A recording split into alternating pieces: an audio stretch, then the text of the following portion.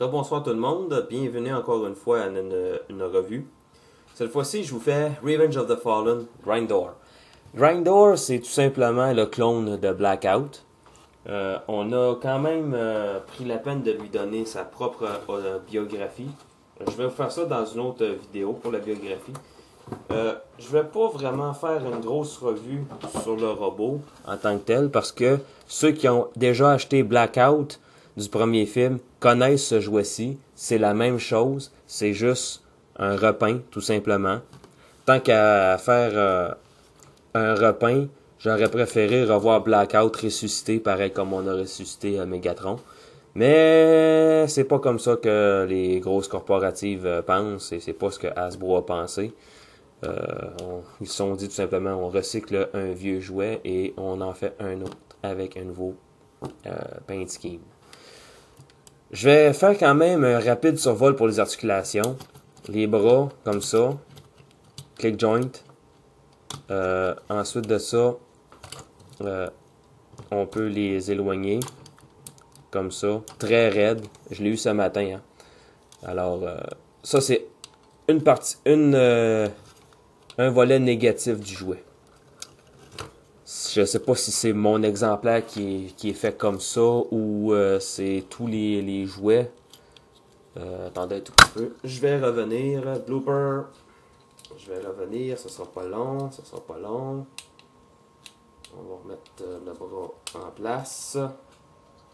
Et comme vous voyez, un point négatif qui va me faire sacrer après ce robot-ci. Mon exemplaire, cette partie se détache beaucoup trop facilement. Bon. Et je peux pas la coller cette partie-là parce que c'est une partie mobile.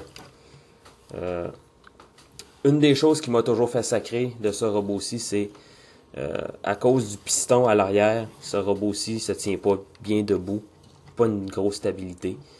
Bon, pour revenir aux articulations, les bras, on tourne le bras comme ça, le coude se tourne, le poignet, la main comme ça, pas plus qu'il faut, la taille, bon, les jambes.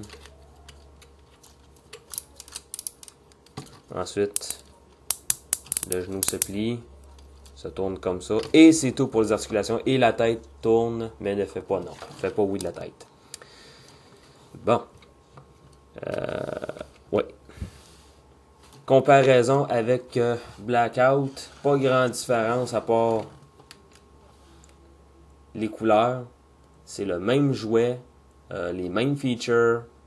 On a une plaque de plastique transparent rouge à l'arrière pour illuminer les yeux. Ça fait pas grand chose. On a des détails de flèches ici qu'on n'a pas ici. Ce jouet-ci a déjà été repeint en orange et blanc sous le nom de Evac avec une tête, une nouvelle tête a été fait en Autobo pour faire changement disons et faire un hélicoptère de sauvetage. Et Scorponok qui est ici était remplacé par un radeau comme un canot gonflable qu'on fait transformer en fusil. On a encore un Scorponok miniature ici, en ouvrant.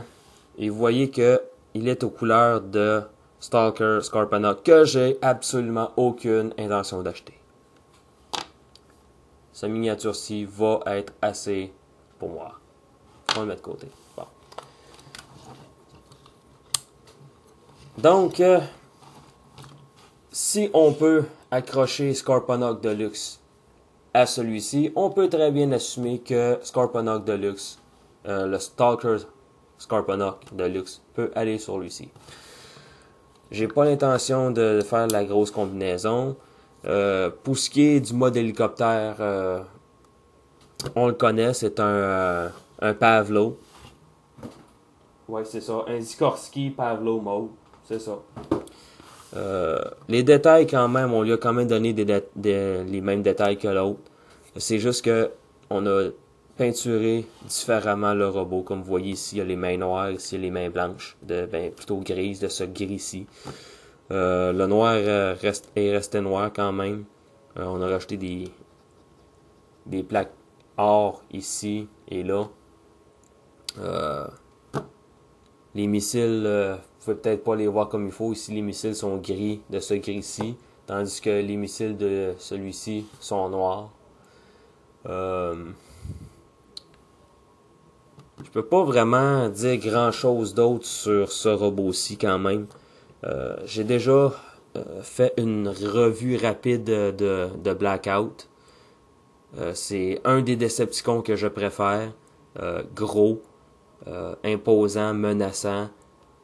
Plutôt que de faire Brawl en Leader Class dans le premier film, j'aurais plutôt fait celui-ci en Leader Class. Étant donné que ça, c'est un jouet du premier film, on a une automorphe. Une automorphe qui a jamais vraiment bien marché pour moi. Quand on le transforme, cette partie-ci bascule et révèle la tête. Ça, c'est en bougeant d'autres pièces. Bon. Tout de même, on aurait pu essayer, et je dis bien essayer, de donner une nouvelle tête à lui, mais on l'a pas fait. Chose qui aurait pu être intéressante, on aurait pu prendre la tête d'Evac et on aurait pu la donner à lui.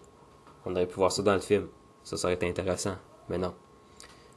En dépit du fait que dans le film, Grindor semble avoir une tête légèrement modifiée par rapport à la tête de Blackout, les jouets ont la même tête.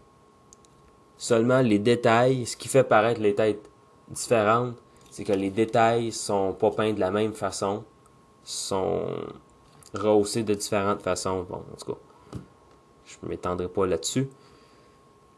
C'est à peu près tout ce que j'ai à dire, vraiment, franchement, sur ce jouet-ci. On a le symbole Decepticon ici. On dirait que lui, il est plus petit que lui quand même. Lui, plus petit que lui ici. C'est toujours difficile pour moi de faire une revue sur un jouet qui a déjà été fait, qui existait déjà, qui a été repeint et blablabla, blablabla. C'est arrivé beaucoup avec les Universe. Est-ce que j'aime Grindor? Oui, je l'aime.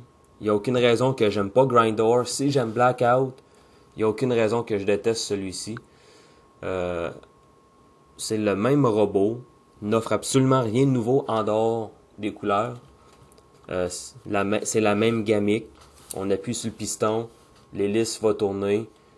Si on a Scorponok accroché après, eh bien les pinces de Scorponok vont tourner, plutôt les drills vont tourner. C'est la même chose, c'est le même jouet. Je sais même pas si je vais faire la revue vidéo, j'y pense encore, mais quand même c'est pour la biographie. Ça serait plus pour vous présenter le personnage de Grindor. Pour la biographie. Ça dit tout simplement que Grindor est un soldat né. Il est un soldat à la fois talentueux et très instinctif en tant que stratégiste. À tout moment dans une bataille sont déjà planifiés à l'avance avant même d'avoir tiré le premier coup de feu. Il est tellement talentueux à anticiper les mouvements de l'ennemi qu'il n'est presque jamais surpris. Peu importe quand il le peut, il s'assure lui-même une place au centre direct d'un combat pour qu'il puisse amener ses armements puissants à anéantir chaque autobot autour de lui, en détruisant autant qu'il peut, aussi vite que possible. Bon. Pour les stats, sa force est 9, son intelligence 8, vitesse 6, endurance 6, rang 8, courage 9, puissance de tir 7 et habilité 4. Encore une fois, on a un robot imposant, un gros robot imposant, malhabile. Si on veut faire une comparaison des tailles avec notre ami Longhall, on voit que Longhall est légèrement plus gros. Mais bon. Si vous avez déjà Blackout, vous n'êtes pas obligé de l'acheter lui.